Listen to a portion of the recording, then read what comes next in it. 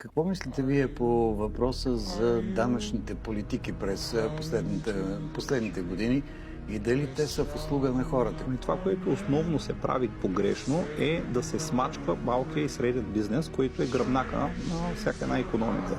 Например, вместо да се отрязва един цял сектор, както в България знаем, че туризма е смазан, нали, като сектор, ние видимо виждаме, че правителствата от последните 15 години са намалили туризма в България наполовина, докато в страните, всички други страни, има двойно увеличение.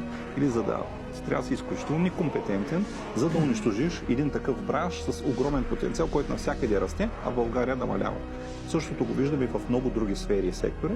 И за да се промени това нещо, от една страна трябва да направим една промяна в управлението на страната, да премахнем всички тези спирачки, които се получават в системата, и от друга страна да вдъхновим младите и да им покажем, че има и потенциал и възможност. А ние това го правим на терен, успешно, вече над 15-20 години, и смятаме, че можем и в един по-мащабен план в държавата също да се реализира.